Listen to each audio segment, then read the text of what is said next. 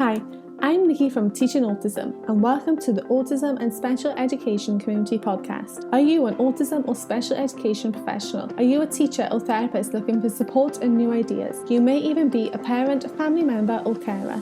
This podcast is perfect to help you find out more information, support and get some of your questions answered.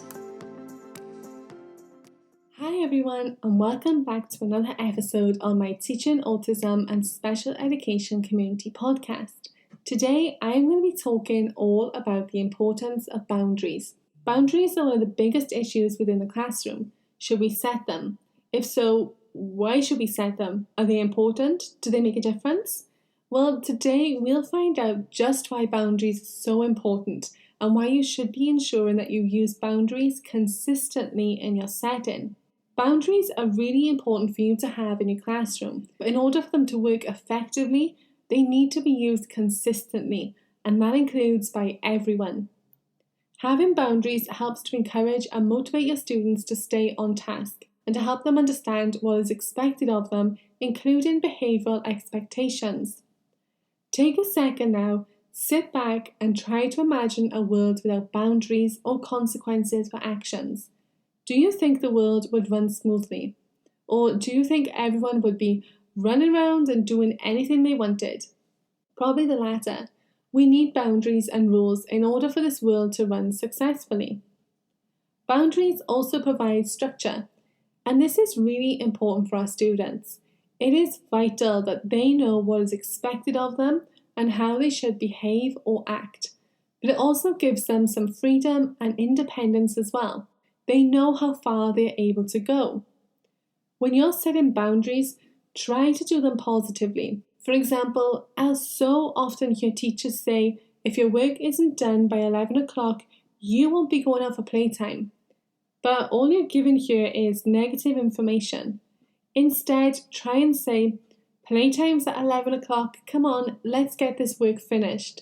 And you can then offer some extra support if it's needed.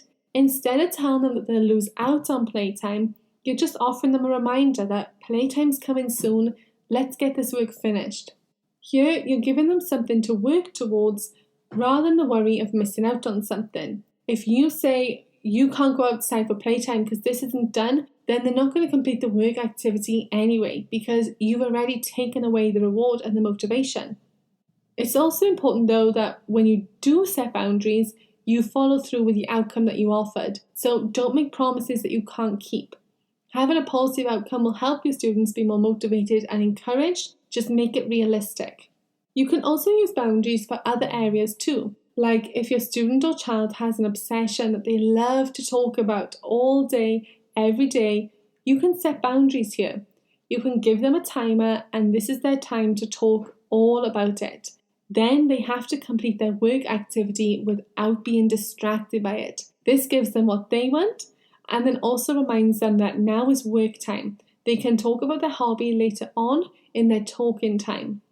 Boundaries can be difficult for our students because they're invisible. This is why it's important that we provide concrete boundaries that are clear for them to understand. Things like personal space, invisible boundaries, and they can be difficult for our students and children to understand and recognize because they can't see it. Providing clear boundaries that are consistent will help them to become easier for our students and children to understand. And this can help to lessen behaviours, especially anxiety, especially anxious behaviours. It's also good to be able to provide visual resources that help to reiterate those boundaries and to help our students understand what is expected of them and what to do, and try to keep these short, sweet, and simple. It's also important that if a boundary will have a consequence if they break it, it needs to be immediate. There's no point giving a consequence 4 hours or 4 days after it happened. It needs to be immediate. That way they can link what they just did to the consequence. And this acts as a valuable learning tool because now you can show them what they can do instead. For example, if we're talking about personal space again, if a child keeps bumping into other children in line and pushing them and just generally not understanding the importance of personal space, this is a great learning opportunity. Instead of moving them to another area or sending them away or shouting at them, use it as an opportunity to teach. Tell every student in line to take one step backwards. This is your spacing tool.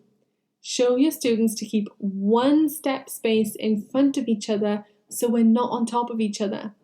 This will help your students get a more clear view of how to give personal space because you're telling them exactly what to do in a clear way for them to understand and showing them visually as well. One of the biggest mistakes that I see is that we wrongly assume our students just understand every boundary. We need to ensure that we're providing time to teach boundaries, talk about them, and provide support on them so that everyone knows what the boundaries are and how we can respect them too.